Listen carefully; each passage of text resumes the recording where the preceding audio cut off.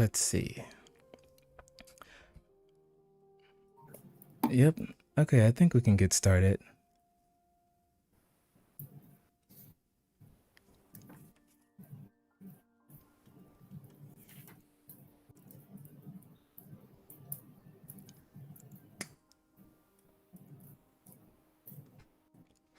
Hmm.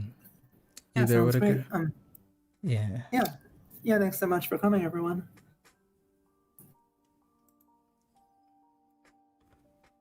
I'm doing pretty good, Jess. Yeah, doing well too. Yeah. Wonder how has your week been going? You guys out there.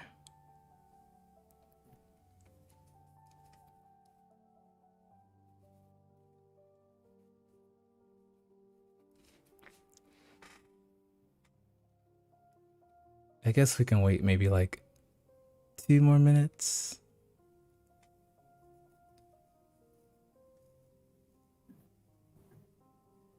Pretty all right. Hmm. Oh, good.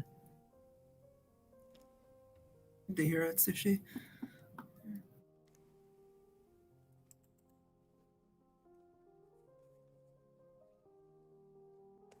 Hmm. I feel so nervous about pinging people that the stream has started. I don't know.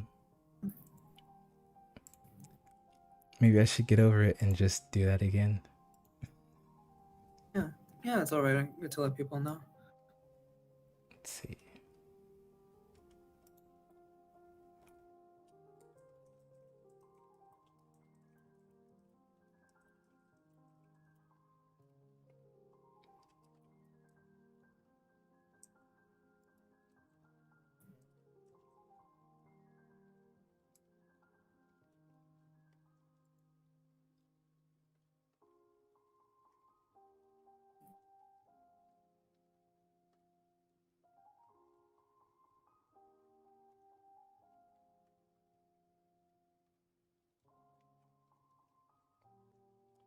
They did join the Discord. They joined to get pinged, so.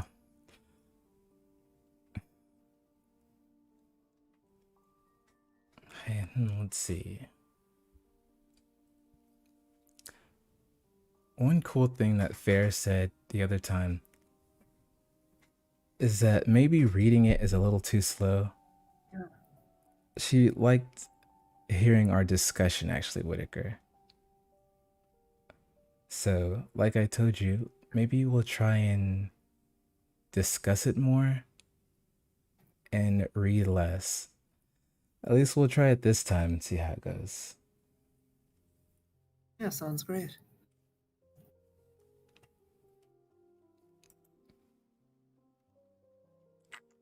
Well, let's see.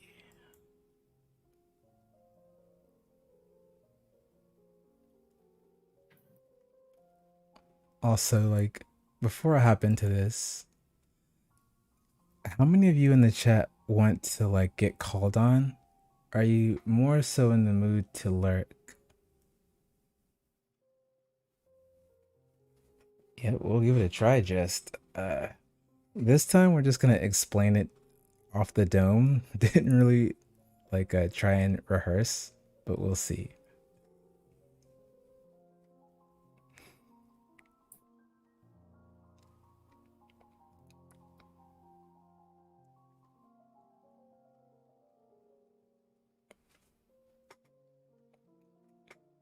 Alrighty.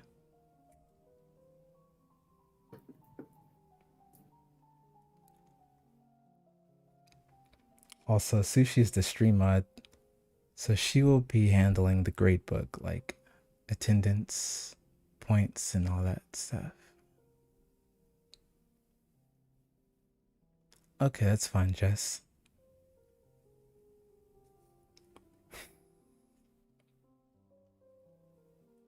So let's see. I'll try to explain this first concept to you guys without really reading too much. This is basically just saying Aristotle was one of the first great mathematicians there's a lot of links between philosophy and mathematics. And I think we'll kind of look at some of those links today. Let's see here. Logical form and logical equivalence. So the main idea that I'm going to try and give to you guys is just like what is an argument? Why do you need to know? Why do you need to care what an argument is? Let's see. Well, we give arguments every day just to communicate with each other. Some people are really good at giving arguments. That makes them really persuasive, really clear when they talk, really relatable. And I think we all want to be those things. We all want to be relatable. We all want to be convincing and persuasive. But in order to do that, we need to know like the rules of logic. If you know the rules of logic and you just, you state your points according to those rules, you'll be surprised how persuasive you are. There's some arguments you can make where if they're valid in their form, you make sure that their form is valid. It's almost impossible for someone not to kind of go along with your reasoning. So we're going to look at that. We're going to kind of put that under the microscope. So let's see here. They give us two examples of arguments to just introduce us to what an argument looks like. One of them is just like this in English argument. And then they give us one that's more in a mathematical language. And the idea here is both of the arguments have the same form. So no matter what language you're using, whether it be English or Spanish or a mathematical language, they all have forms. And a form can be there in any language. You can cross languages. And it can be equally valid. A valid form in one language is also valid in every other language. So let's look at it here.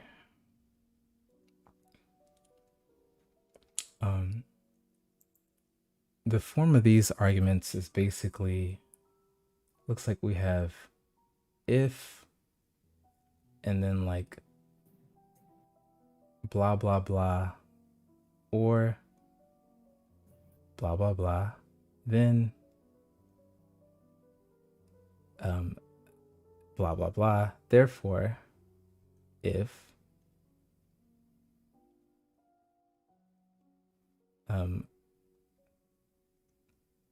some stuff, then not, then, and its conclusion. So like, why am I skipping all the words? Well, to get the argument's form, we don't really need to look at what the argument's saying. We're just focused on the form for now. So we could replace what it's saying with just like random letters. So I could say that argument is,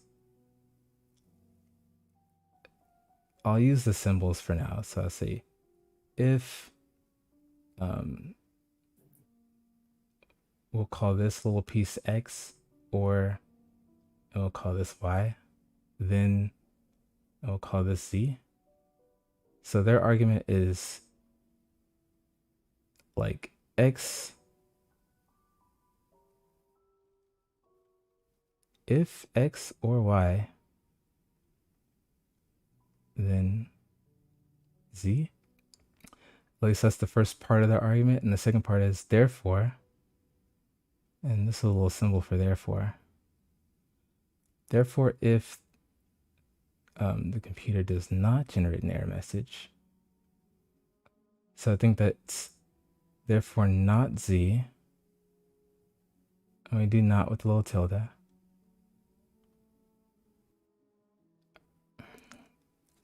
Well, it'll be, therefore, if not Z,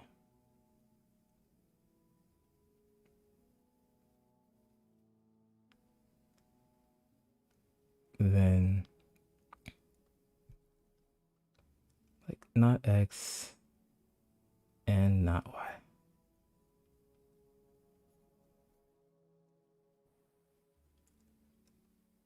And that's the form of the argument.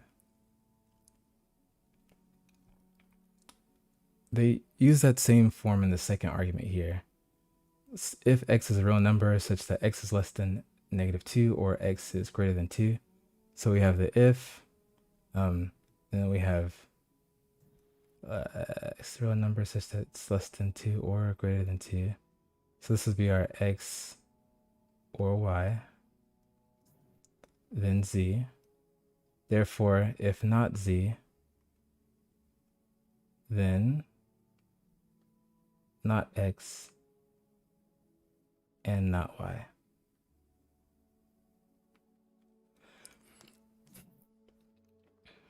They give us these little symbols here to make it easier to transform something into the abstract argument form.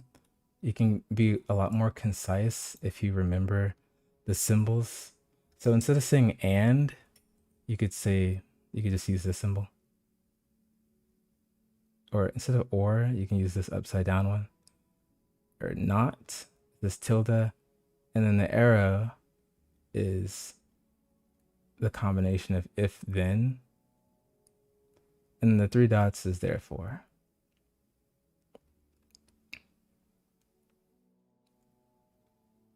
So yeah, just keeping track of these makes this whole chapter way less confusing.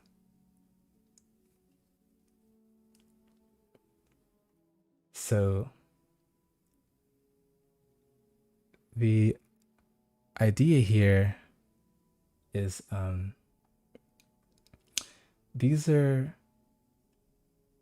this is a valid argument form, and so the valid argument form is it's like if X then Y, so if not Y then not X. That's the form that they're using, although they kind of like made it a little bit more fancy by having it more like I think if X or Y then Z. So if not Z, then not X and not Y. And that's more or less, you can kind of simplify that to this. So if something, then something else. If not that something else, then not the something. Let's see.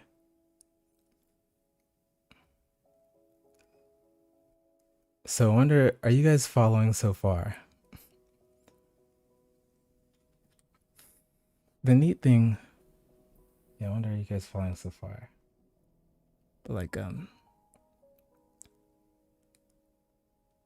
if you fell asleep through that, the main point here though is if you have a valid argument, if you're using a valid argument form, oh, welcome, Fair, and you put something true in the premise here, then the conclusion will necessarily be true. Like no one can deny your conclusion if you're using a valid argument form and your premise is true.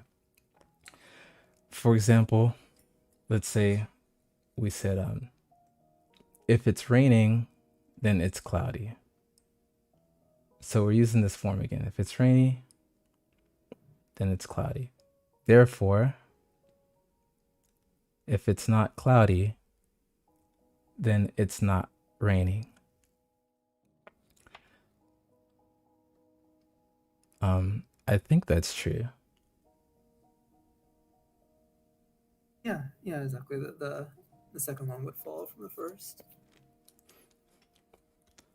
So,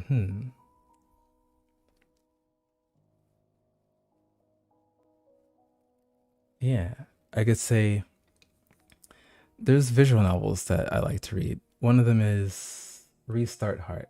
So I could say, Welcome, Malu. I could say, um, if you like Restart Heart, then you like at least one visual novel. Okay. So say if you like Restart Heart, you like at least one. Therefore, if you don't like at least one, if you like basically if you don't like any visual novels. So if you don't like any, then you're saying you don't like Restart Heart.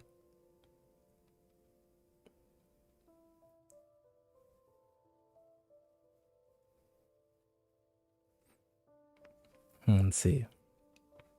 Maybe that's a negative one though. Um, hmm.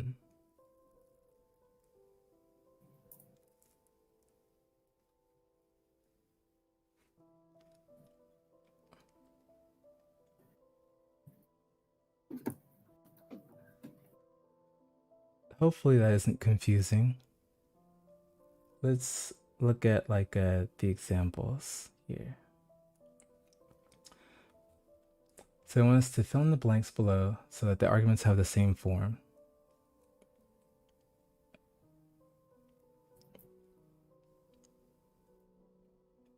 We can do that by first figuring out what these forms are.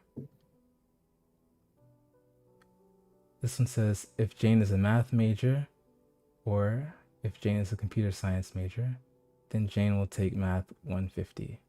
So we can say that's like if Jane's a math major, or, which is this one, computer science major, then she'll take math 150. She's a computer science major, therefore she'll take math 150. That's also a valid argument.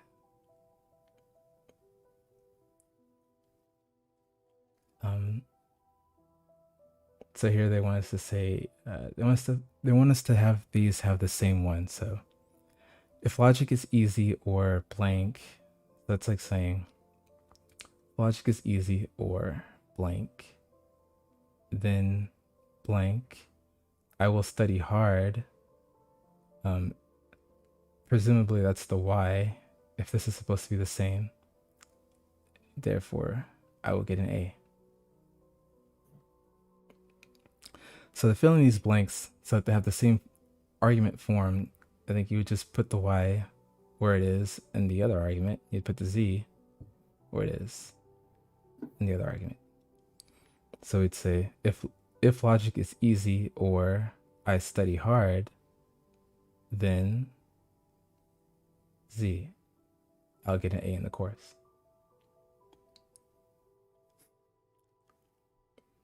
Let's see here.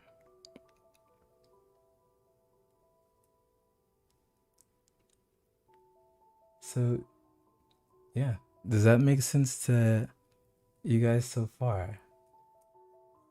They introduced us to some valid argument forms. I think throughout the book, they're going to introduce us to more forms that are valid. And the claim is that you can plug in absolutely anything that your heart desires in the premises. And if your premises are true, the conclusion will be true absolutely 100% of the time. It'll be undeniable. If you use an invalid argument form, then that's not the result you're going to get.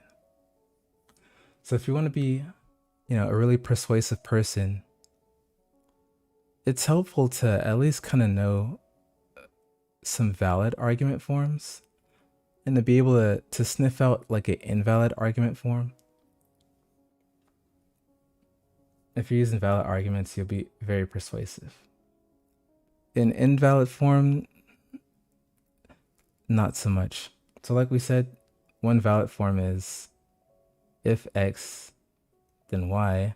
So if not Y, then not X.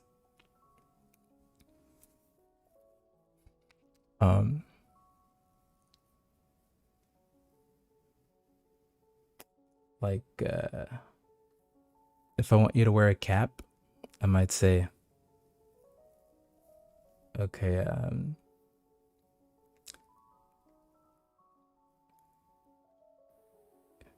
if you wear a cap, then the sun won't get in your eyes when you're driving.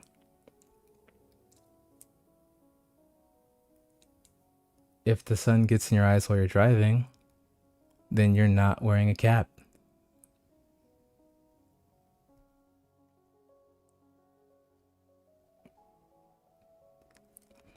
Therefore, I think you should wear a cap. I mean, it might not be perfect, but at least it's valid. But,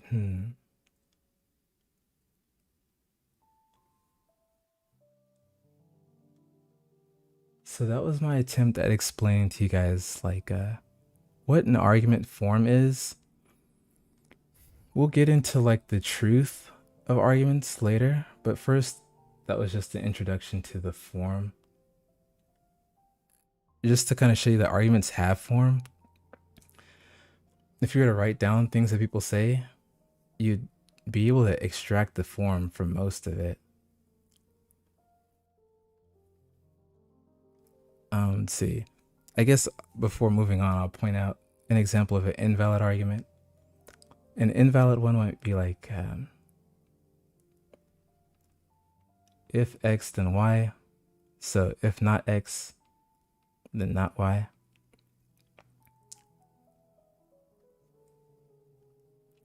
You'll see that a lot. You'll see it on Discord. But I mean, if someone uses an invalid argument, you don't necessarily have to call them out for it. They might just be joking around in the meme channel or something. It really only matters if the argument is being used in a critical context, like if you're arguing with your significant other and it's like a relationship argument. You probably want everything to be based on like really solid logic. You don't want to make huge decisions or get into huge fights due to like invalid arguments, invalid logic. This one's invalid. And we can see it, you can plug in anything and see it's invalid. Like if I were to say, if it's raining, then it's cloudy. Okay, that's true.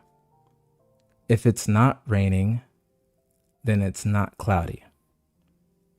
You can see that that doesn't make any sense because it can be cloudy and not be raining.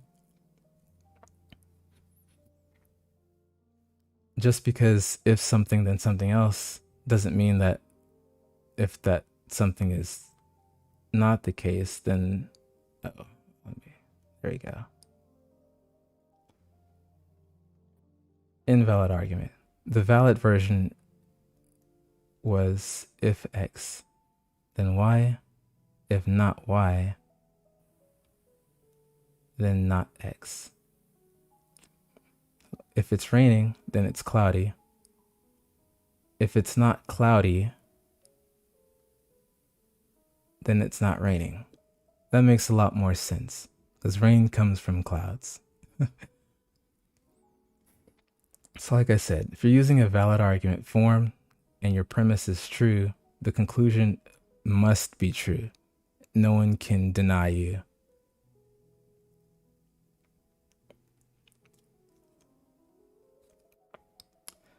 So I think me and Whiticker will probably take turns attempting to explain these things. As for the statements concept, someone else from the server wanted to give it a try. So let me see. I'll throw it over to them.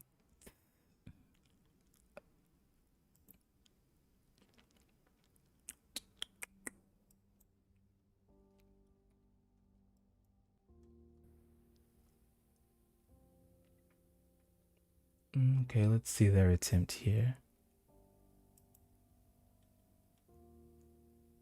I'm a mathematical teacher in Thailand. Oh yeah. Hi, my name is Soti. I'm from Thailand, and I'm not great at describing stuff in English, but I will try my best. I'm a mathematical teacher in Thailand, so yeah, I'm going to be doing some of the lectures.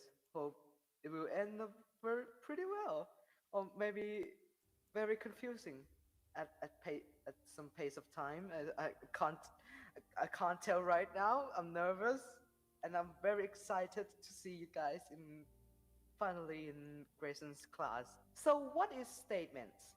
Uh-huh. So, a statement is a sentence that is true or false only, not both at the same time. We will sometimes call statement as propositions. Sorry. Propositions. Right here. Mhm. So, what counts as a statement? Well, a statement is just a sentence that we can definitely know it's true or false, like facts. So, facts is automatically a statement, like 2 plus 2 is equals to 5, right here. We know that 2 plus 2 is equals to 4, right? So this statement must be what? True or false? This statement must be false. Mhm. Because we know that 2 plus 2 is 4. The sun will rise at the east. Is this a statement? Yes, it is a statement because it is true or false? Yes, it is true. So we definitely know the sun will rise at the east. Mm-hmm. Oh, sorry. I pressed the wrong button. Uh-huh. So we know what counts as a statement. What doesn't count as a statement? Mhm. The first, the first form of the sentence that we didn't count as a statement is called a paradoxes. Like, for example, mhm, this sentence is a lie. If we accept this as true, this sentence is lie, then it must be false. But if we accept it as false, then this sentence is a fact. It's not a lie. So it's true and false at the same time, or we could just say it's indecisible. This is called a paradoxes, and we didn't count, and we did not, and we doesn't count, and we don't count this as a statement. Mhm. The next form of the sentence that we didn't count as a statement is called a comment or an opinion. Mhm. Like, for example, Grayson is handsome and a lovely,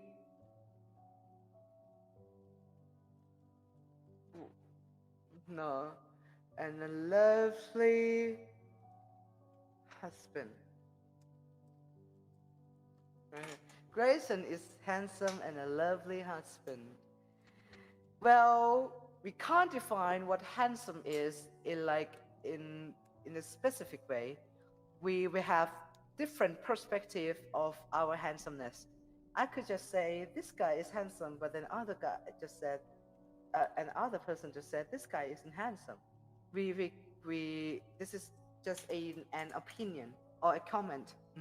So this whole statement right here, this whole sentence right here is not a statement, because sometimes it can be true, sometimes it can be false, sometimes they can't decide if Grayson is handsome or not. But I can definitely tell he is, and he's very lovely. And the last ever, the the last sentence form that we didn't count as a statement. Be careful with this though. Sometimes it can count as a statement, but it has some unique properties in it. It is a sentence with variables. Like, for example, 2 plus x is greater than y, right here. We didn't know what x and y really is. We can sometimes put x in and it gives us true. We will put and y in. Sometimes it will gives us true, but sometimes it will gives us false. Sometimes, I don't know. It's just both. It can't be. It can't be a statement. Some of the value for x is for x work. Some of them doesn't. So variables doesn't count, and it also involves with this sentence too. He is a college student. We didn't know that who the who uh, who he was, who he is, that we are talking about. Maybe it's Grayson, maybe it's someone else, maybe it's my dad, maybe it's my husband. But yeah, it's just he. We didn't know specifically who he is, so this doesn't count. There you have it.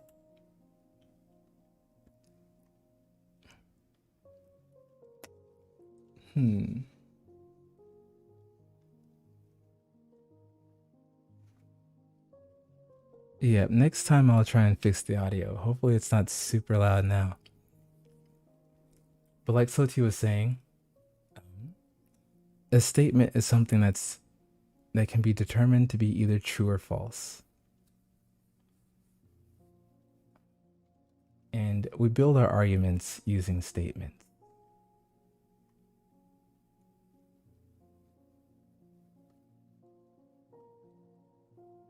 It's kind of weird to think that orators and like people who give speeches and stuff may actually think about their arguments statement by statement, but and when they do, the result is really good, really persuasive. So let's see, compound statements.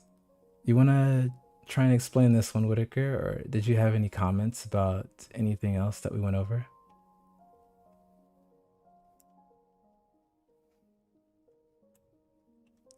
Let's see.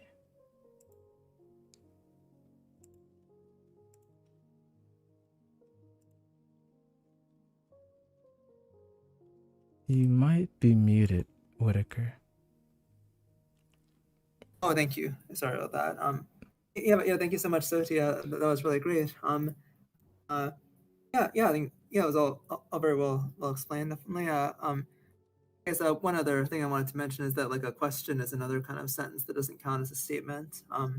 Because like if you ask like what's up or what are you doing, then that would be neither true nor false. And then also like an imperative, a command, watch this movie or do this. That would also be neither true nor false. Yeah. But yeah, that'll be the fundamental building block. The statement. And yeah, I guess I could try writing some stuff on the whiteboard. Oh yeah. Yeah, I can write it maybe like under like next to the light blue and green in that area.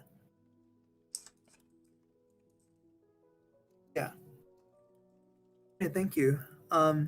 Yeah, so we've got statements. Those are the fundamental ingredients of logic.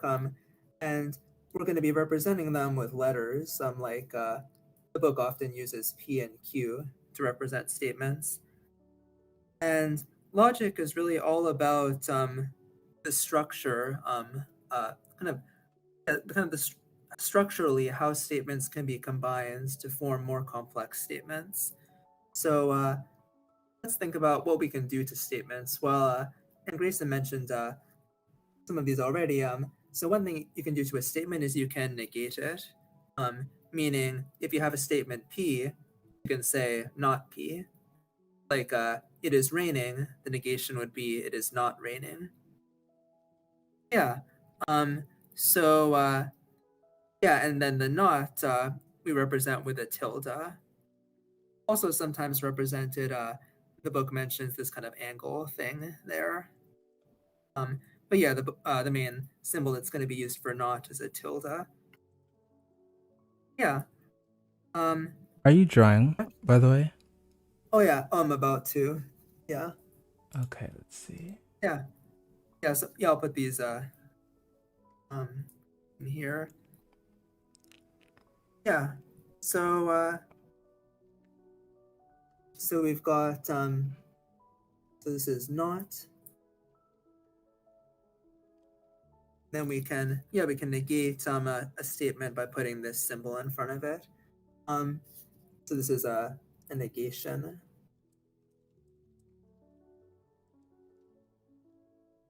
Yeah. So that's one thing that we can do to a statement. Another thing that we can do is we can combine two different statements using certain operations. Like we can take two statements and we can say like this one and that one. Like it is warm and it is rainy. Yeah, so that's called a conjunction, and it looks like this in symbols. So we have this middle symbol, like an upside down V. That's the symbol for and. So this a combination of two statements using and is known as a conjunction. Oops.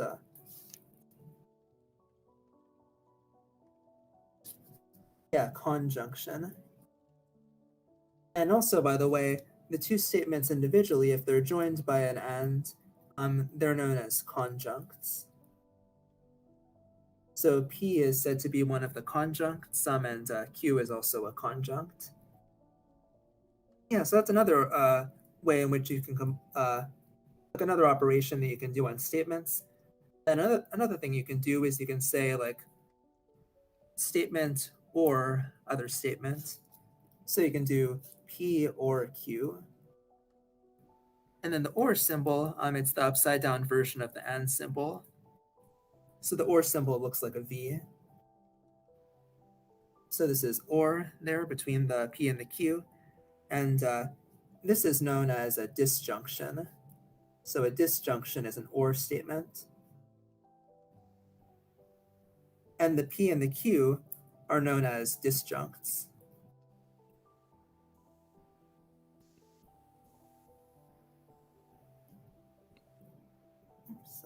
Yeah, disjuncts. Yeah, so those are some of the operations that you can do on statements. And by the way, this will be discussed a little more later in the section, but there are really two kinds of or in English: the exclusive or and the inclusive or. Like if you say like either will today we can either go to the beach or we can go to the movies. When you say that, you might mean like we can just do one of them, not that maybe we could do both. But what if like a teacher says if you like if you write a report on this book or you write a report on that other book, you'll pass the course. Well, they don't mean that like you'll fail the course if you do both. Like if you do both, great. Then you've done. They just mean that you need to do at least one of them in order to pass the course. So yeah, sometimes or has this inclusive meaning where when you say P or Q, you're not ruling out that both of them are true. And sometimes that's represented in English as and or. And that's the kind of or that we're talking about here in the logical notation, the inclusive or. Yeah, and then you can use these the not, and or. The symbols, by the way, are known as connectives, not, and or. And you can use them to form even more complex statements. Like you could say, and I'll write it a little further down. So we could say like P or not Q. Either it is sunny or I am not outside. And yeah, and let's look at this one. P, not P or Q. So for this kind of this one, not P or Q, this kind of reflects the fact that we need to establish some rules for like the way in which we do the order in which we do these operations, because like you've got this not here, and then I might wonder, is the not applying to the P, or is the not applying to the entire P or Q? Because that wouldn't be the same. Like if you say either it is like if the not is just applying to the P, that would be like saying either it is not raining or I am inside. And then, like inside the yeah, or I'm inside. And so, but if you had the not applying to the entire thing, it would be it is not the case that it is raining or I'm inside. So it's different for the not to be applying to just the P and for it to be applying to the entire P or Q. So the book establishes like an order of operations to get rid of that ambiguity. You might potentially remember that the idea of an order of operations from arithmetic is like that mnemonic PEMDAS, where like you do parentheses, and then you do exponents, and then you do multiplication and division, then you do addition and subtraction. So we also have an order of operations for logic. And in this case, the order of operations is just that you do negation first, and then you do conjunction and disjunction. Conjunction and disjunction, they're not done one before the other, they're just kind of done at the same time. So what that means is that you're going to apply each operation, you're going to apply the negation as little as possible. So we have the not symbol right next to the P. It's just going to apply to the P, not to the entire P or Q. And then once you've done the negation on the P, then you do or Q. So this is like saying not P or Q. So parentheses are sometimes used to disambiguate, to make clear, like for example, if you wanted to negate the entire P or Q, you could say, you could write it like this, not P or Q. In that case, the parentheses make it clear that like the P or Q should be treated as one unit that the not is applying to. Yeah, so that's how the order of operations works so far with the operations that have been covered. And yeah, another interesting point that the book makes is that kind of the correspondence between some English sentences and the logical notation. Like in English, you can often say like neither P nor Q. Yeah, so yeah, you can say neither P nor Q. It is neither raining nor cold today. Yeah, and so we can think about like translating between the English and the logical notation. Like what does neither P nor Q translate to in this notation? And well, when you say neither P nor Q, you're saying that neither of these, like both of these are not the case. Neither of them is the case. So neither P nor Q is going to translate in the logical notation into, it's going to translate as not P and not Q.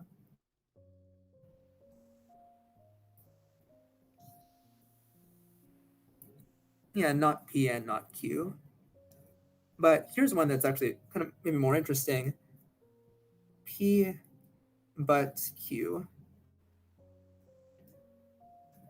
Yeah, so this is interesting because yeah, like what is, we don't have a like a but connective in here. So what is but going to translate to? Well, P but Q is actually just going to translate in the logical notation to P and Q.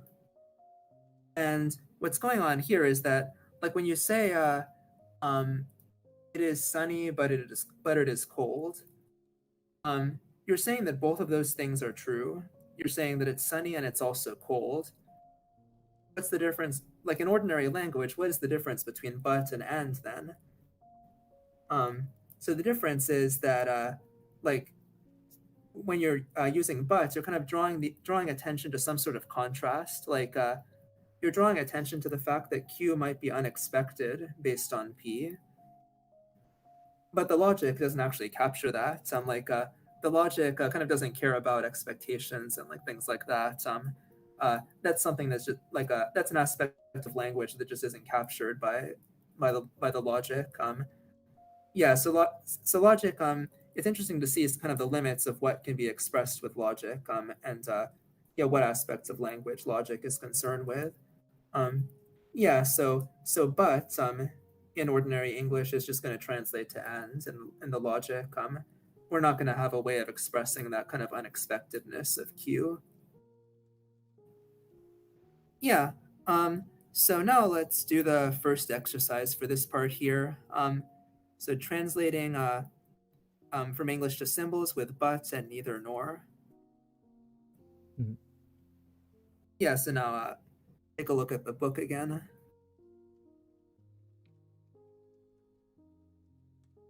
Yeah, so here we have, so we're going to let H be the sentence or the statement, it is hot, and S be the statement, it is sunny. And first we've got, it is not hot, but it is sunny. So we're going to look at how does that translate into the logical notation. So so we've got it is not hot, so that's going to be not H, because H is the statement it is hot. And then but, that just translates to and in the logic. It is sunny, S. So there we're going to end up with, so not H and S. It is not hot, but it is sunny. So not H and S. So there it is down there. And then the next one, so we got another weather one here. The next one is it is neither hot nor sunny. So if you say it like this is neither is this the case nor is that the case, what you mean is that they both aren't the case. So it is neither hot nor sunny is another way of saying it is not hot and it is not sunny. So that's going to be represented in the logical notation as not H, not H and not S.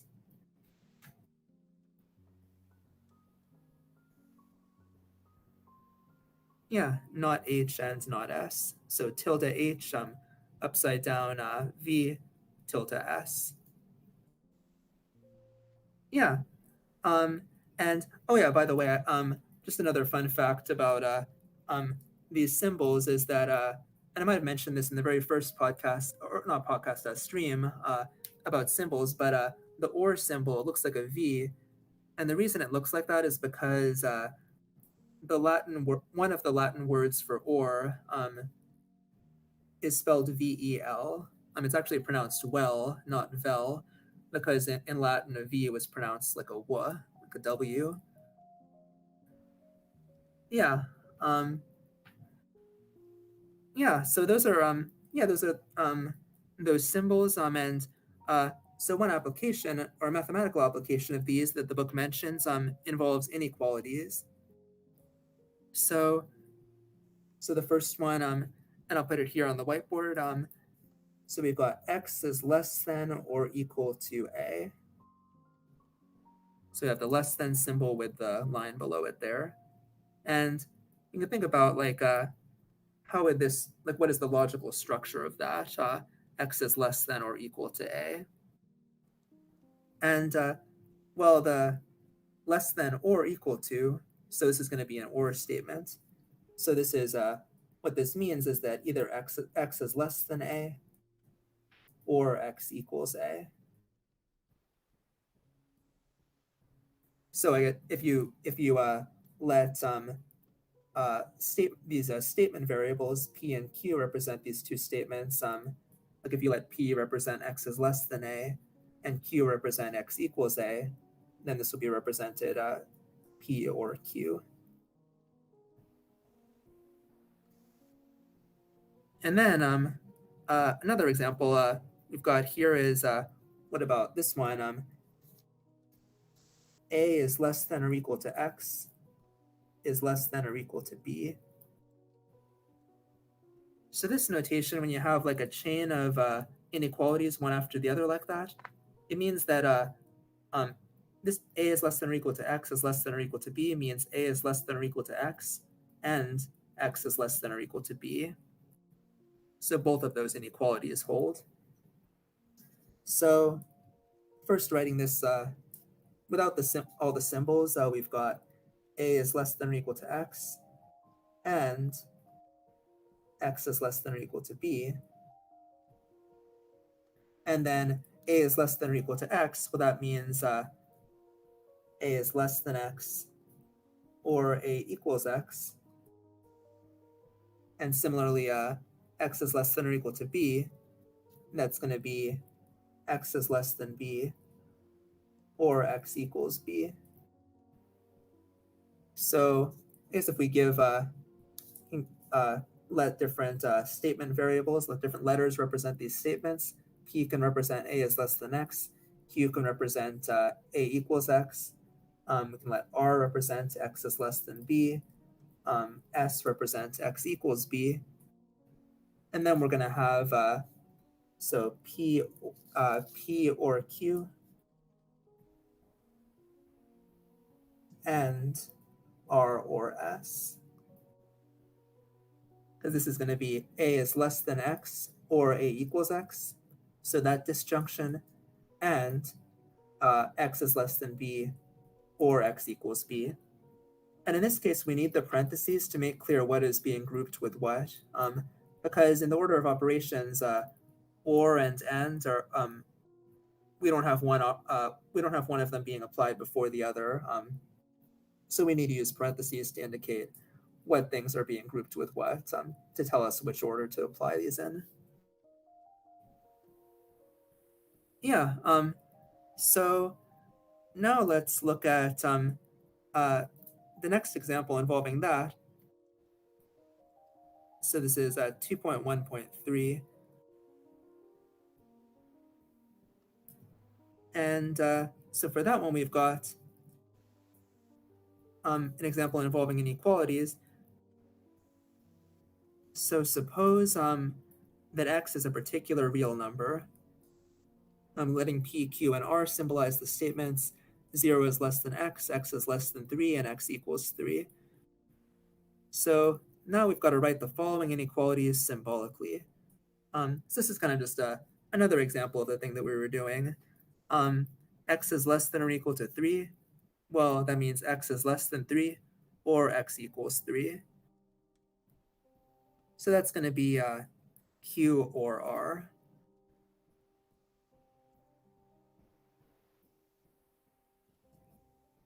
And 0 is less than x is less than 3. That means that 0 is less than x and x is less than 3. Yes, that's part A, q or r. And yeah, the next one is going to be 0. So 0 is less than x and x is less than 3. That's going to be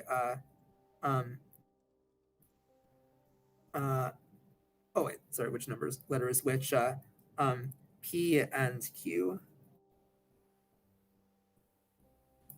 for part B.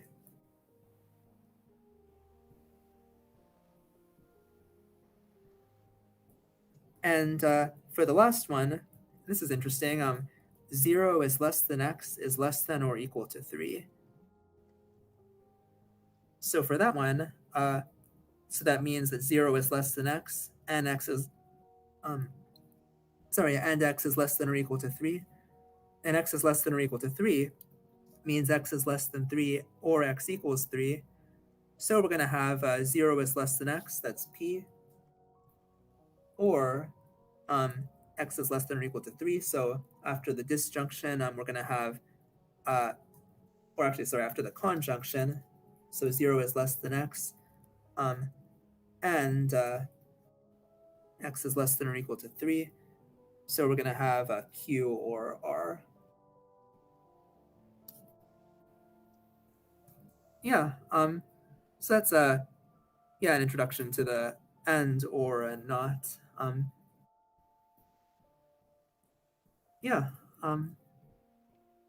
Nice. Anything you'd like to add, Grayson? Let's see.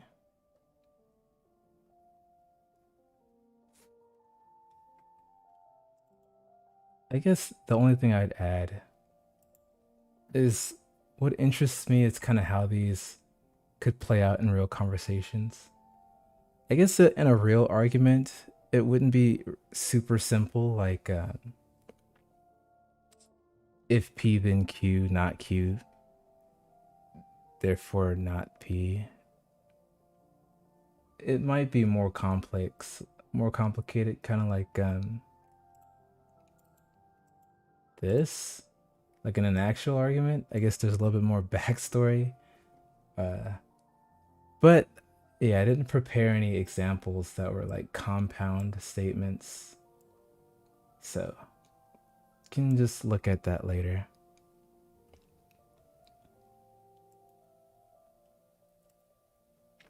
But now let's see.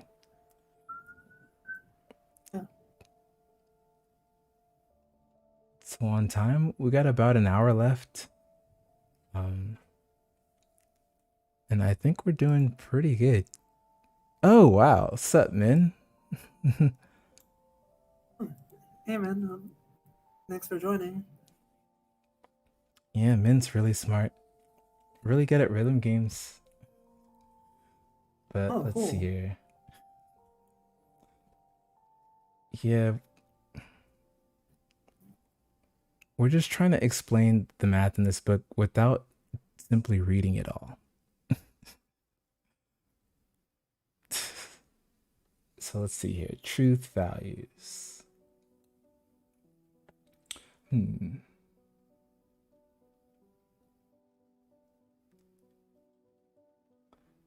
Let's see.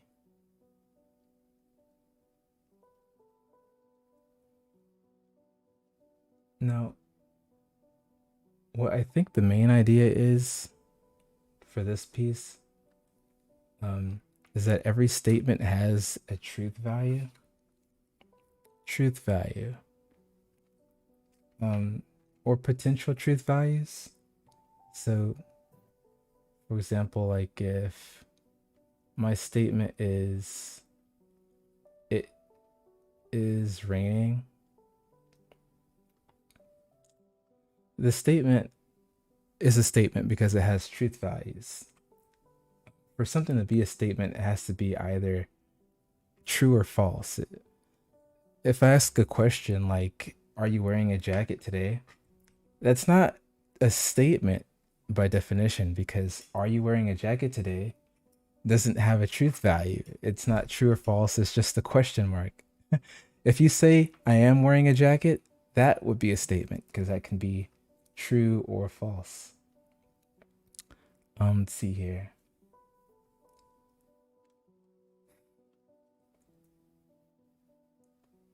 Like Whiticker said, a statement can be turned, I guess, to its opposite truth value by just putting a tilde in front of it.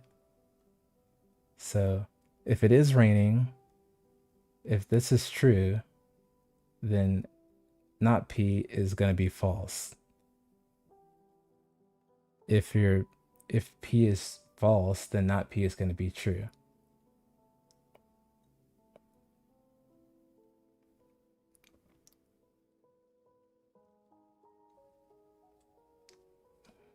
Let's see if they expound upon that.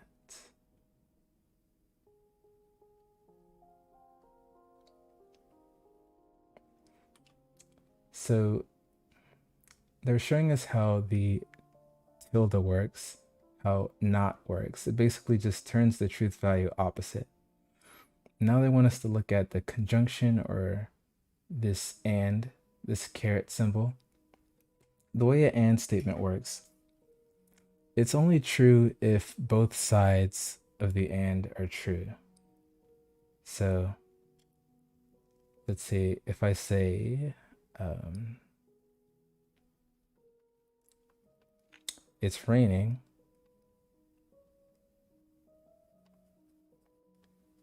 and it's cold for my Q, and then I were to tell you it's raining and it's cold, this is only true in one case. My and statement is only true if both sides of the and are true. If you go outside and it is raining, but it's not cold because it's warm, then we'd be in this situation, and my statement would be considered false. Just the basics of how you calculate and statements. They just both have to be true for the and statement to be true. If either one is false, or if both are false, it's going to be false. Last but not least, we have the or statement. Looks like and, but upside down. So the way or works, as you can see, it's true as long as at least one of them is true. They don't both have to be true, just one. And if they're both false, that's the only case in which an or statement is false in the world of logic. So if my P is let's see, you like Restart Heart.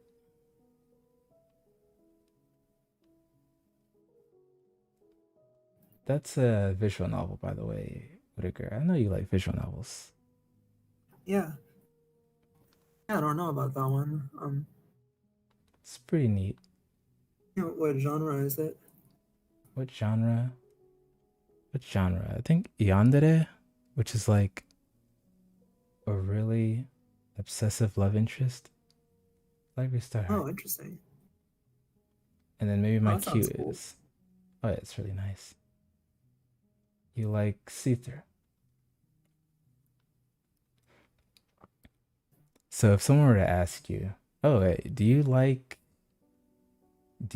Restart Heart or see-through? And to be honest, you could say yes. And if you say yes, that means that we're in one of these situations here.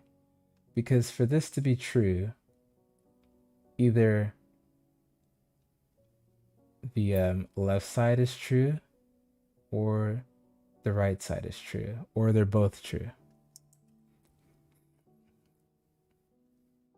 The only way an or statement can be false is if both of them are false. Yeah. Yeah. Yeah, and by the way, there's. Go ahead. Oh, you can go ahead. I was going to say there's an interesting discussion in the chat. About who is the you referring to. And I guess, yeah, I guess Oh. one thing though is Yeah, I mean, I guess if the you is meant to refer to a person, then maybe it's ambiguous, so it isn't a statement. But I guess you can sometimes have like you used in a generic sense, like you kind of means someone, like if someone likes Restart Hearth, then someone likes See Through, and kind of you is kind of functioning as kind of a generic indefinite to mean refer to like anyone. Yeah, so Interesting. I guess maybe if you is being used in that sense, they would be statements. I meant you in second person. So you is the reader, right? So it means that you is defined. It's whoever is reading it. Well, yeah. So how does that work? I Yeah, I think it's guess kind of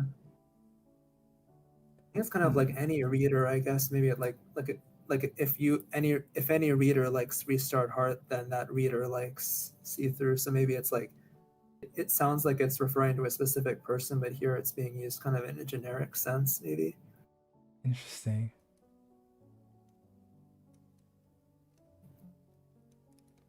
Hmm. Yeah. I meant you as like whoever's listening. So I guess for each individual person who's listening, it would be a statement because you would be defined as them. But yeah, if these were statements that were meant to just be objective, like to everyone at once, then they would not be statements because their truth can't be determined, right?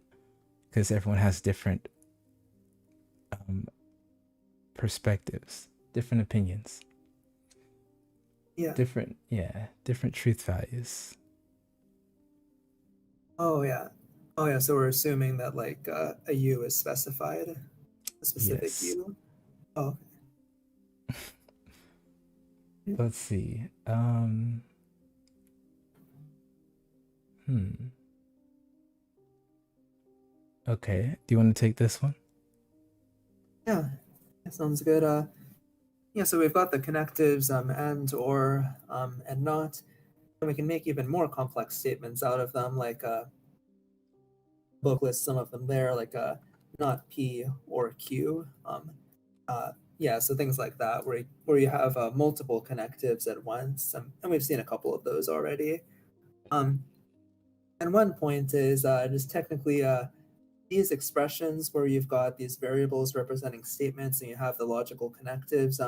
Those are known as statement forms, because I guess they aren't technically statements themselves. Like a statement would be like it is raining or cats are mammals, things like that.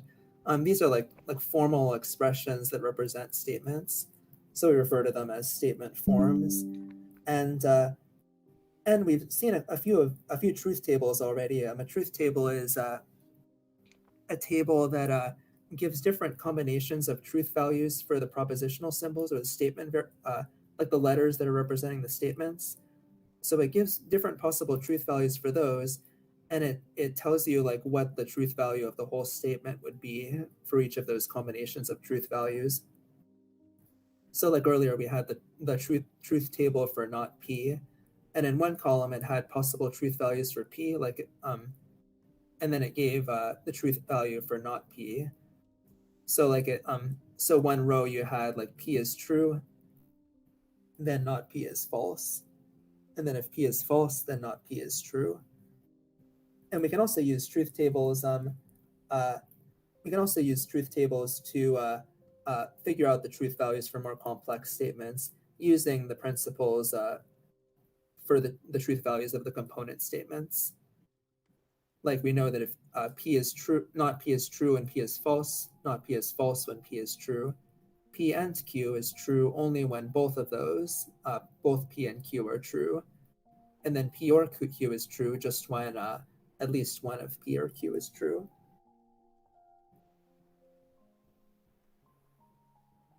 Oh yeah, thank you for the point, Socratia. Yeah, it's good to quantify variables for the statements. Yeah, exactly. Yeah, if you mean to refer to like if you mean to refer to everyone, then it's good to like actually have a quantifier like every. Otherwise, yeah, it's kind of like using a variable ambiguously. Hmm.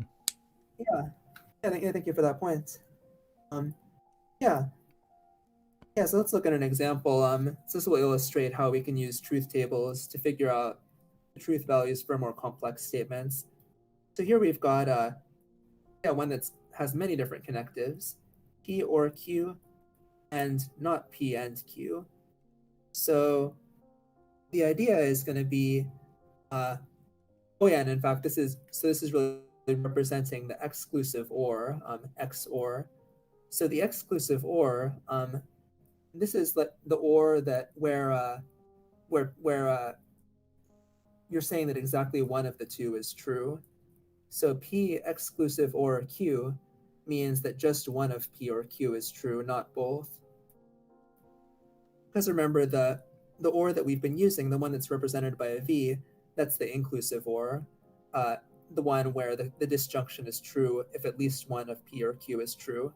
So that one would be true if both are true, if both P and Q are true. Yeah, and what we have here in the first line of the example is a representation of the exclusive or using just the symbols that we have already. So the exclusive or, it's like the inclusive or, but it's ruling out the possibility that both P and Q are true. So we've got P or Q and not P and Q. It's not the case that both of them are true. So that's a representation of the exclusive or using the symbols we have. And now we can make a truth table to figure out like what truth value would that exclusive or have for different combinations of truth values for P and Q. Yeah, and the idea is going to be that firstly we have a couple columns, one for P and one for Q. So in the next page, yeah, there we have P and we've got Q.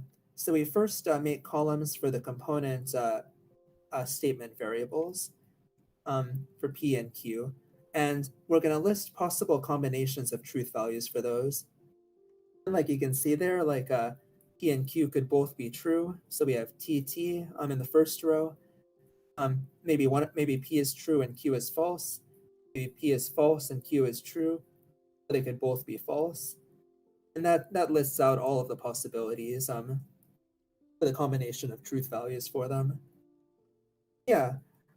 So now that we have that, what we can do is we can figure out in each of those scenarios, each of those combinations of truth values for P and Q, what's the truth value of the whole statement going to be?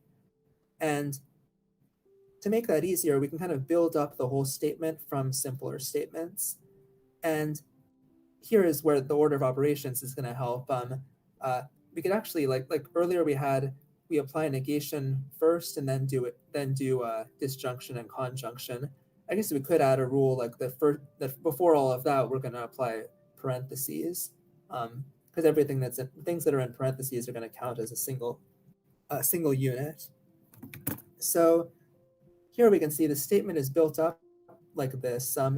We have P or Q, that's one unit, and it's being conjoined with not P and Q. And then looking at not P and Q, that's the negation of P and Q. So we have P and Q, and then we negate it. So the units that we have here, we've got P or Q, then we've got P and Q, then we've got, when we negate it, not P and Q. And then finally, to form the whole statement, we take a conjunction and we conjoin P or Q and not P and Q.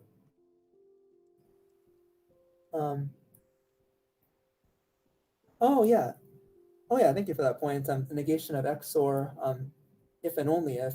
Yeah, exactly. Yeah, it's an excellent point. And yeah, we're going to be seeing that if and only if in the next lesson. But that's a fun fact that it actually is the negation of the exclusive or. I didn't know that. Yeah, it's interesting because the if and only if P if and only if Q is going to be true just in the cases where P and Q have the same truth value. And those are precisely the cases where P exclusive or Q is false. I see. Yeah, that's an excellent point. Thank you for that. Yeah, so let's go through the truth table here. So the first scenario, P is true and Q is true. That's the first row there. So we go through and see truth values of the component parts here, P or Q. well, if P and Q are both true, P or Q is going to be true. Because P or Q is true whenever at least one of P and Q is true. Just we can do all of the P or Qs for each scenario, like every scenario where at least one of those two proposition or statement variables is comes out true, P or Q is going to be true. So we have true, true, true in that whole column, the first three in the column. Mm-hmm. And but then when we have P is false and Q is false, then P or Q comes out false because we don't have at least one of them true. And next column we've got P and Q. Well, we know that a conjunction, for that to be true, both of the conjuncts have to be true. So P and Q, it's only going to be true in the case where P and Q are both true. In all the other cases where one of them is false, P and Q is going to be false. So we have a true there in the first row and then false in all the other rows. And then in the next column, we've got not P and Q. So that's the negation of P and Q. So you're just going to reverse the truth value from what the truth value of P and Q was. So you can kind of do it mechanically, like so you have T in the second column. You're going to have F in the third column, and then you're going to go FT, FT, FT. Just reverse the truth values for the negation. And then finally, the moment we've been waiting for, we have the full statement, P or Q and not P and Q.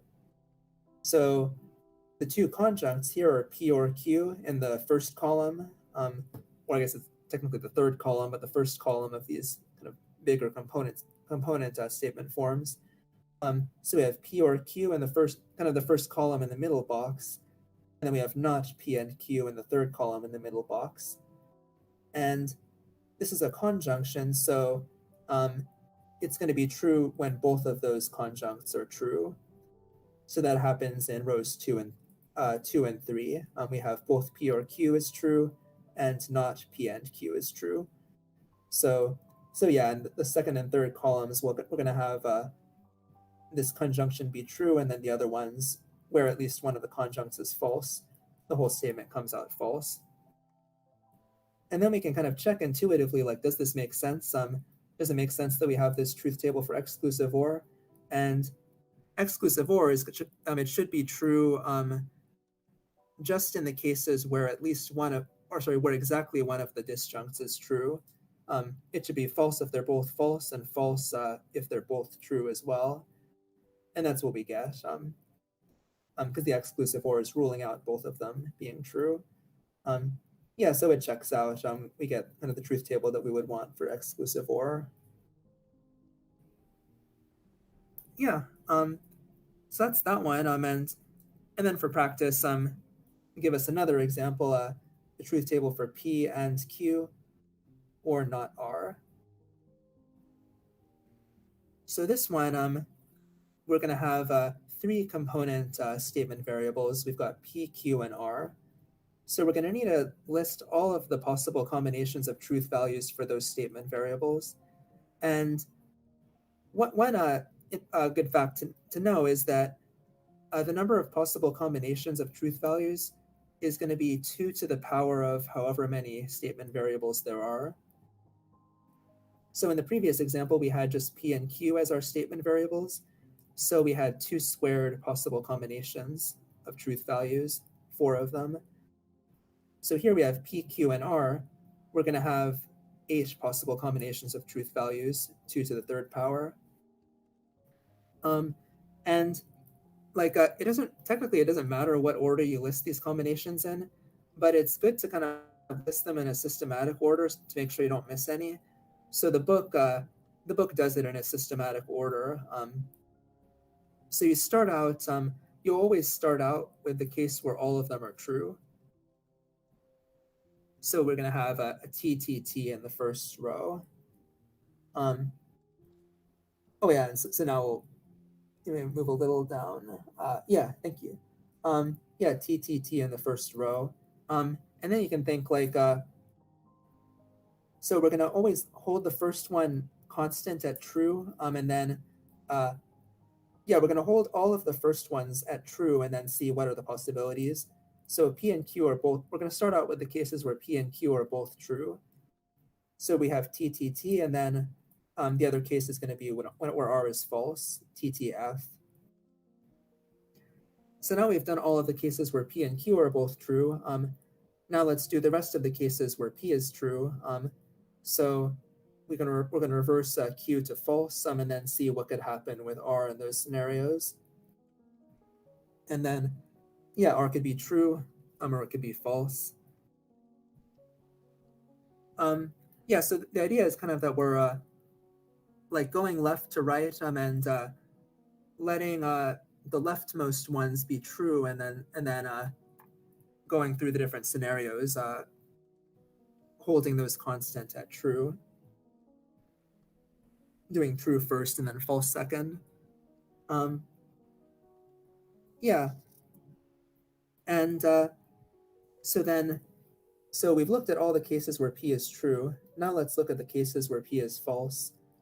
Well, where P is false, and then we're gonna always do the trues first. So we're gonna let where P is false, we could have both of the other ones be true. And holding Q constant at true, we could have R could also be false. And then we've got to look at the cases where Q is false. So we have FT, FF. I guess one easier way to think about it is like look at all the cases where P is true, and then do the remaining, within that, do the remaining ones as you would if there were just two proposition statement variables. So you have the cases where P is true, and then for Q and R, you do TT, TF, FT, FF. Then you do the cases where P is false. For Q and R, you do TT, TF, FT, FF. So that's maybe an easier way to think about it. Just remember that TT, TF, FT, FF, and you do that for the cases where P is true, and then you do it for the cases where P is false. Yes, that's kind of like a systematic way of getting, making sure you get all the possible combinations of truth values there. And so now for our complex expression, we have, so it's P and Q or not R. So P and Q, so that's grouped together, that's a unit there. And then we have, that's one disjunct, and then the other disjunct is not R. So we can make columns for each of the disjuncts, one for P and Q, one for not R. And then in the final column, the whole thing, where we've got a disjunction of them. Yeah, so P and Q, well, we know that that's going to be true just in the cases where P and Q are both true. Don't need to worry about R. So we can just go through and find the cases where P and Q are both true and then put T in those rows. That's actually just going to be the first two rows, and then we're going to have false for all the others because at least one of P and Q is false in those other rows. And then not R, we know that that's just always going to have the reverse truth value of R. So we just look at the R column and just reverse the truth value in the not R column. So we go from T to F, F to T, T to F, F to T, and so on, just flipping the truth values. And then in the final column, we've got the disjunction of the two items in the previous columns. So we know that a disjunction, it's an inclusive OR, so it's true if at least one of the disjuncts is true. So in all of the rows where at least one of the disjuncts is true, we're going to have true for the full statement form. The only case we're going to have false is if both disjuncts are false, and that happens in the third row, the sixth row, or sorry, the third row, the fifth row, and the seventh row. Yes, that's kind of using a truth table to figure out the truth value of a complex statement form in different scenarios for different combinations of the truth values of the component statement variables. Yeah, so truth tables are very useful for that.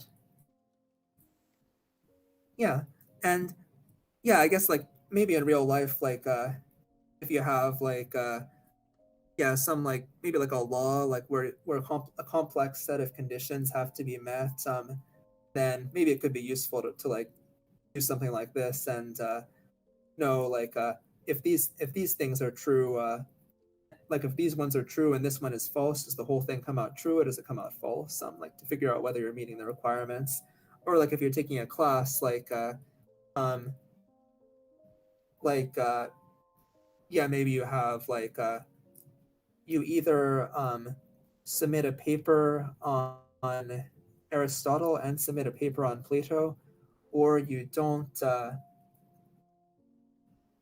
Yeah, what would you not need to do to pass the class? Need to not do to pass the class, or you don't um, be. You are not silent in discussion, I guess, or in discussions or something like that. Like, I don't know if that's realistic, but yeah, like you pass the class if you meet this condition. You write a paper on Plato and you write a paper on Aristotle, or you don't refrain from participating in discussion. And like yeah, you might want to know well, I completed the paper on Plato. Am I good to go? Well, not yet, because that alone doesn't guarantee that the whole thing is true. Yeah, maybe they'll. I don't know if they would actually have a requirement like that. But yeah, I wonder what you would have to not do. Maybe or you don't not take the final exam or something like that. But yeah, in any case, like when you have requirements like that, you might want to know what is the truth value of this whole statement, given the truth values of its component statements. Yeah. Anything you'd like to add, Grayson?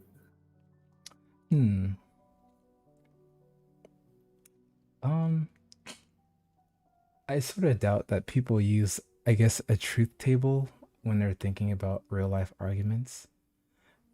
I Yeah. suppose that would be an interesting thing to try. Maybe I will. Yeah, I wonder if that would be helpful at all.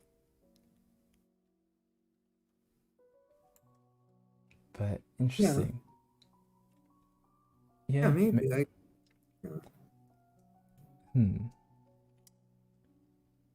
Yeah. I guess in practice in real life, maybe in some cases you only need one row of the truth table, because you already have some given truth values for P, Q, and R.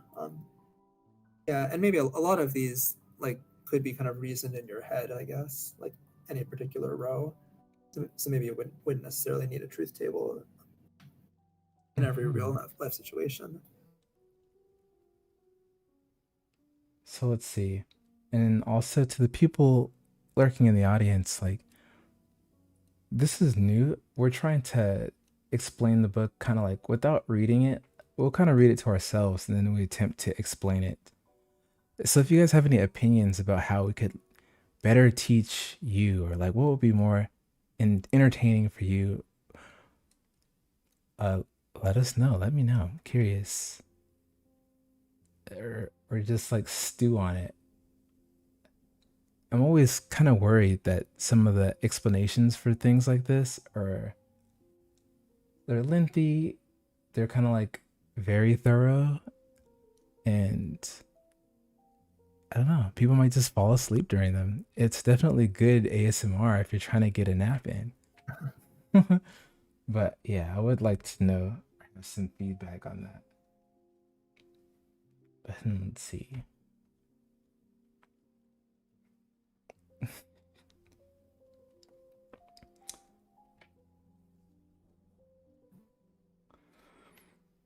So logical equivalence. And we have about 20 more minutes before we end stream as well.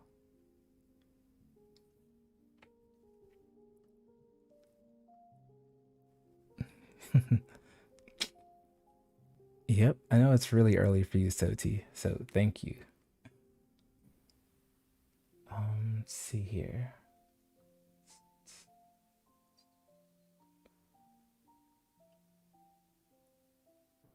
So next we'll talk about logical equivalence. I'll try to explain this one.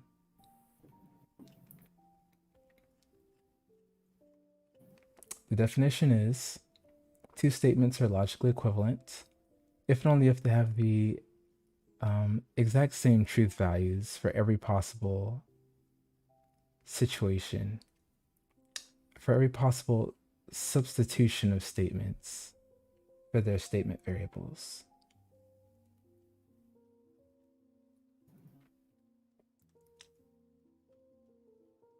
So let's see.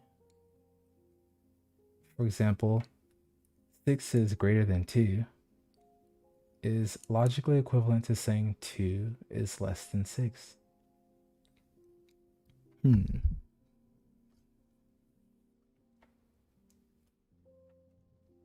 Dogs bark and cats meow is the same thing as saying cats meow and dogs bark. Logically equivalent.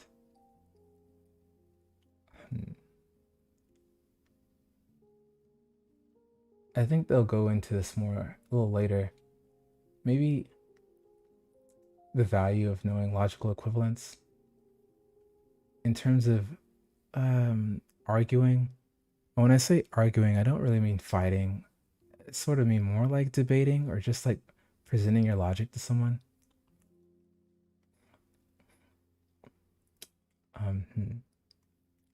It could be good to know how two statements that sound different are, whether or not they're logically equivalent. Because when you're building some reasoning, you might start off with like some reasoning, I'll just call it X, which everyone in your community agrees with and believes in. But you're trying to get people to see Z, so you need to walk them down through Y, through W, through K, all the way until they can see Z, which is your conclusion. You kind of want to show that, oh, well, X is actually logically equivalent to Y, and this is logically equivalent to W, and so on. Or you might say that X, Y, and W together are logically equivalent to K. And so you can kind of walk people down to the conclusion that you're trying to get to. And I think that's what it means to be convincing. This is definitely a contributing factor to being, persuasive. So logical equivalence does have some value to us. They'll go over it in detail a little later, I think.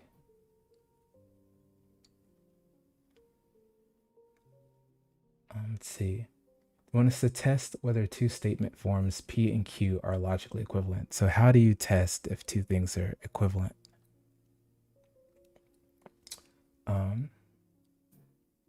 One thing you can do is you can construct a truth table with one column for the truth values of P and the other for the truth values of Q. Check each combination of the truth values, the statements, and basically if they're all exactly the same between P and Q, then they're logically equivalent. So I think we have an example here.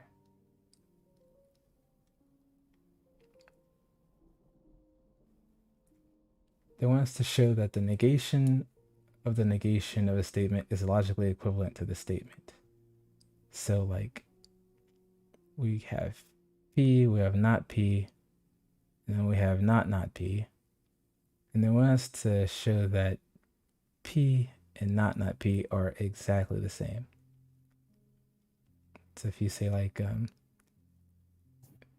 P could be like I like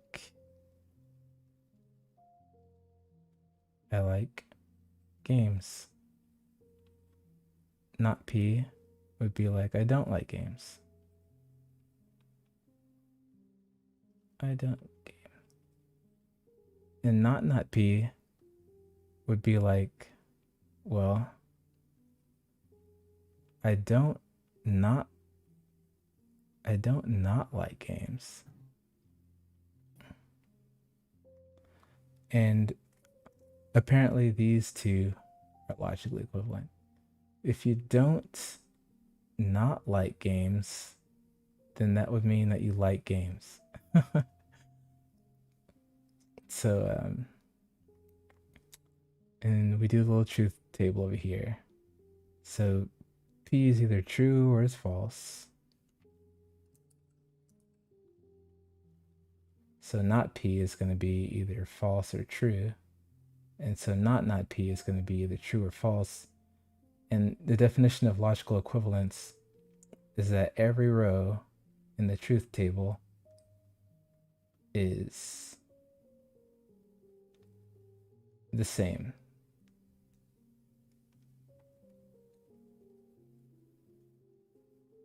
Let's see. We can also show non-equivalence. So to show that two things are not equivalent, you would create the truth table and then you would show that there's some situations where one statement is true but the other one is false. Let's see.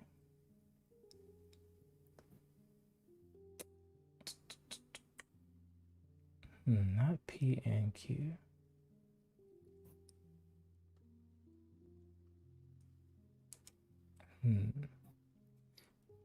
Let's see. Whiticker, can you think of any examples for what to make for P and what to make for Q so that not P and Q would be interesting versus not P and not Q?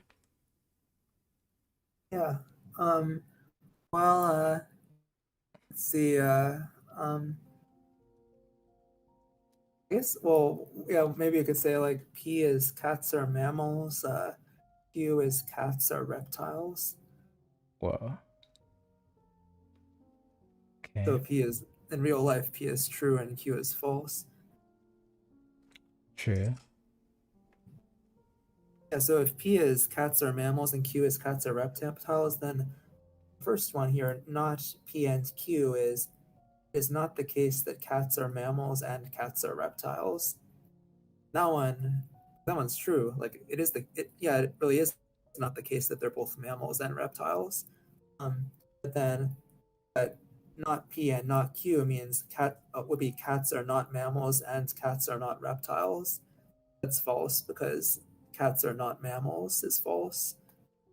So saying that it's not the case that they're both true doesn't mean that they're both not true. That's the idea of that. And that could be useful because that could be like a common misconception. Like someone could easily think that like it's not the case that they're both true, then maybe then they must both not be true. Okay. Like, let's see. I'll use an example. There's one character. What's his name? His name's John Doe.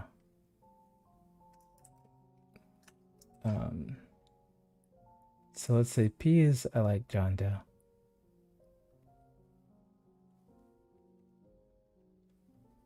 He's an interesting character, but I don't know, kind of betrays you sometimes. And then Q is I like Ezra. As far as I can tell, Ezra doesn't betray you as often. So the statements would be not P and Q. Is that the same as not P and not Q? And we're saying that they're not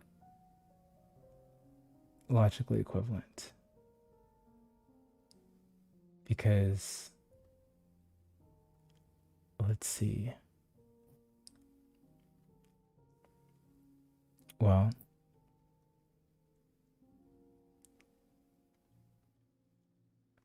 saying not P and Q means that you don't like them both. No, it means that you don't like at least one of them. Right, you don't like. Oh wow, in English it's a little confusing. But it means you don't like them both at the same time, right? Yeah. Whereas not P and not Q means you don't like either of them.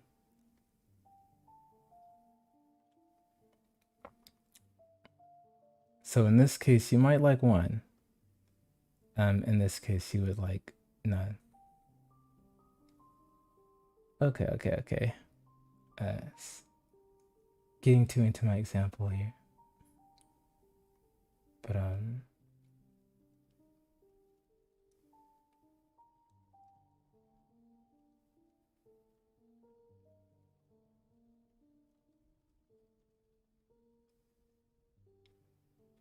hmm.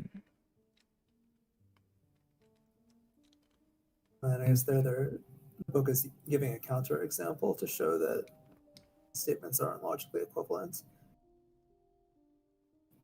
Which I guess is Right. the same thing that you just did, like showing that that there is a scenario where you can come up with statements to replace P and Q where or not P and Q is true, but not P and not Q is false. Hmm.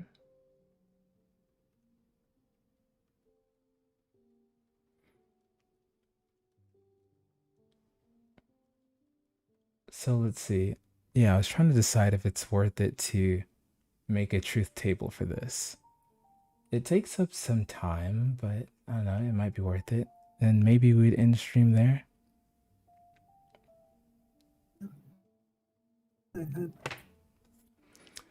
So let's Oh, so see. this would be the truth table that's up there.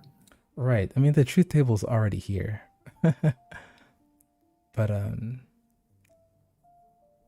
But we never actually, I don't know if we ever actually really showed constructing a truth table. Oh yeah. Yeah, we So haven't yet. let's say that my P is I like John Doe and my Q is I like Ezra. And we're evaluating whether or not it's the same to say it's not the case that I like both. If that's the same as saying I don't like John Doe and I don't like Ezra. I don't like both versus I don't like one and I don't like the other. So one way, I mean, you can already figure out that they're not the same, but if you wanted to just really do it thoroughly, you can make a truth table. So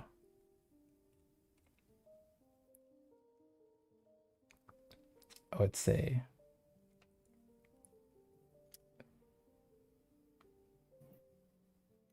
bad handwriting, but like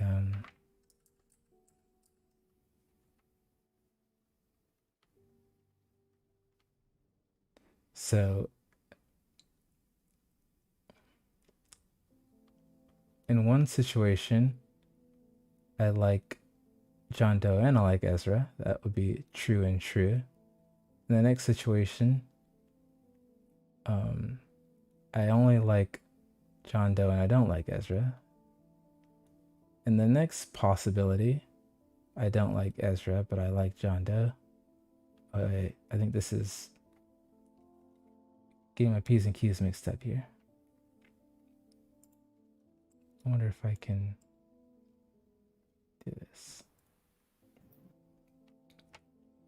And then the final possibility.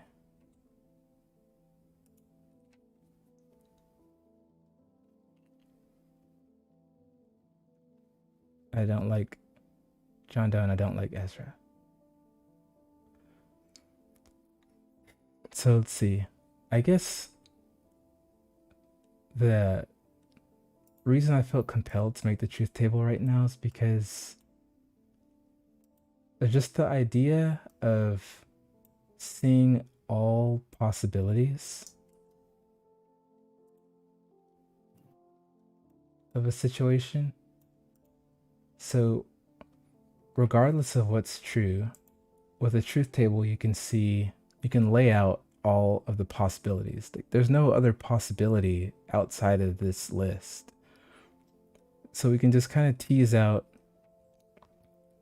what all the possibilities are this way. So let's see. Remove this yet again.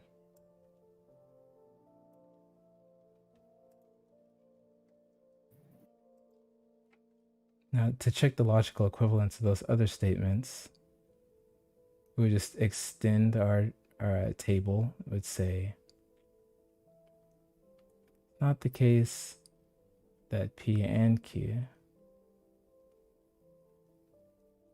And then we make another row for It's not P and not Q. Now we'll just see if these two are the same.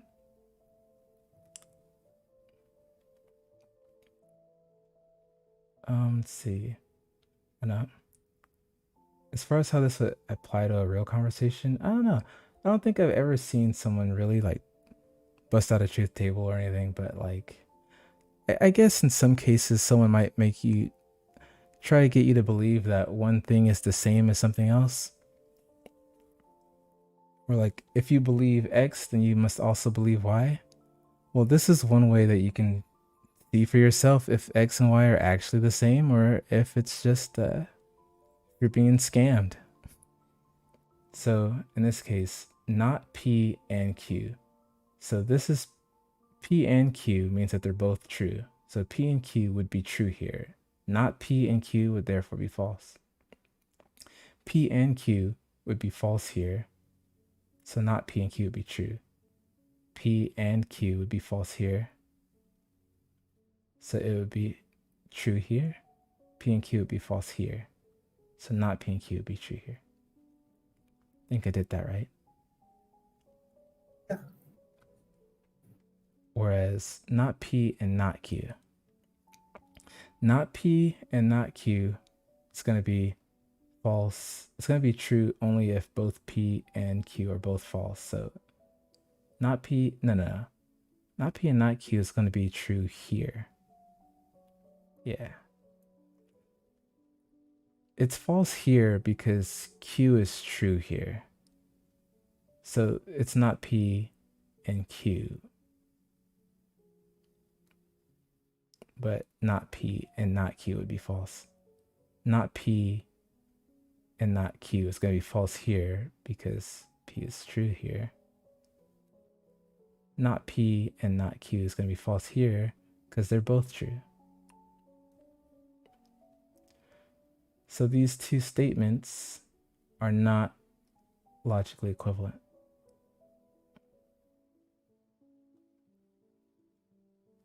Since they don't match up in a few places.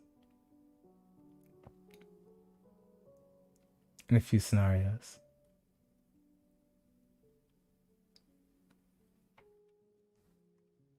Okay. I think that was a pretty good session. Let's see. Yeah. How did you guys in the audience feel? Was it a relaxing lurk?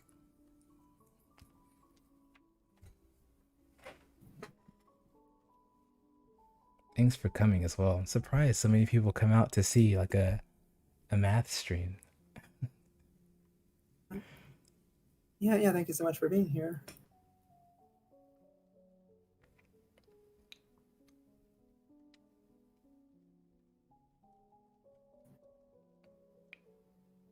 Maybe we can just sit for a second.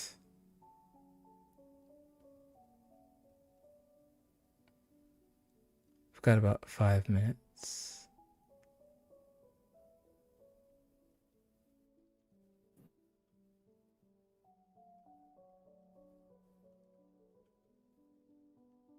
Great, I'm glad you enjoyed it.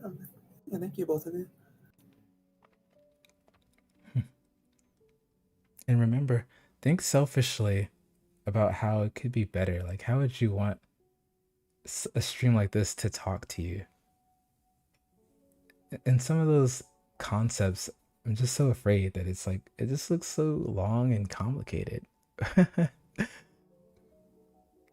Either way, we will dig through the entire book. We will do the work. You guys just have to chill back. But I do want to know how we could do it more beautifully, more usefully to, to those who are watching.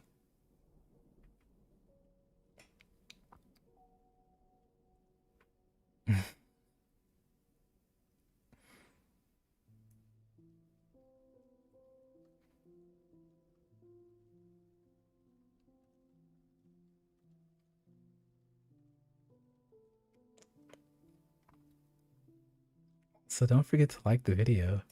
Feed me your likes. I think that matters. I'm not completely sure.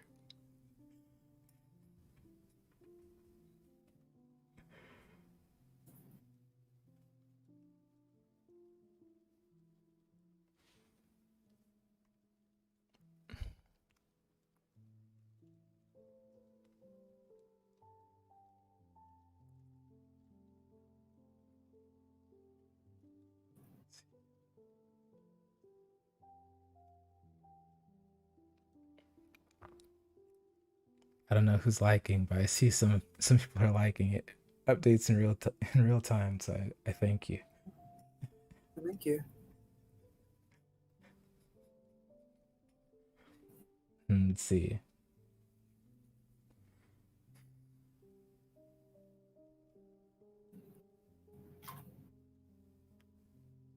20% smarter? That's a lot.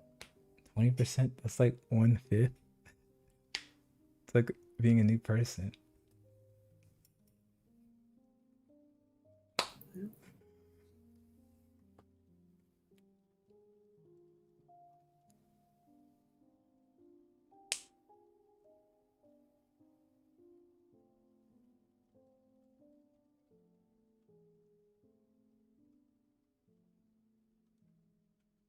Oh, so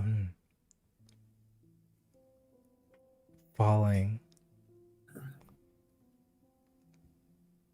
Falling in what way? Like falling in love? Falling out of your chair? Oh yeah, Oh, you need a safer chair. Let's see. So when should the next stream be? What's your schedule looking like, Whitaker?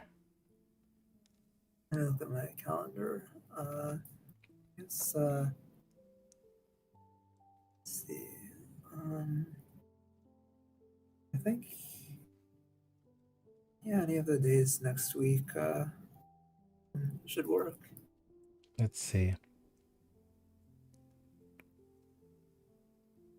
Oh yeah, no problems. So T, actually, thank you. Thank you.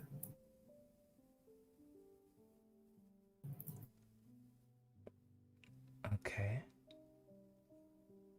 I guess my last question for ending stream is, when are you guys in the audience free? Especially Sushi, who's the stream mod. But maybe I could ask you guys that in the Discord too, though. If you want to join the Discord, you definitely should. I'm inviting you in, which is in the description. If that's your jam. But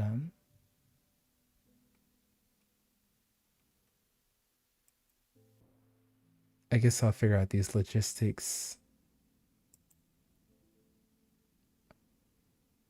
tomorrow.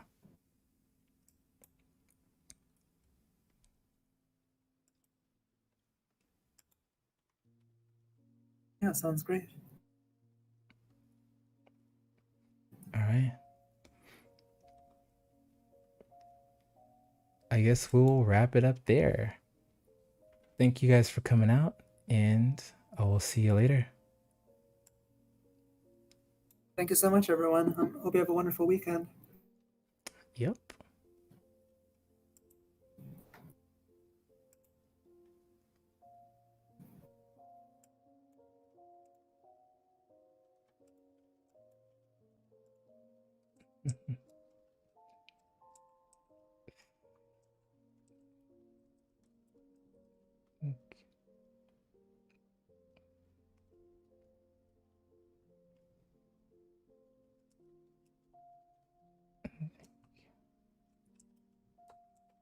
Mm.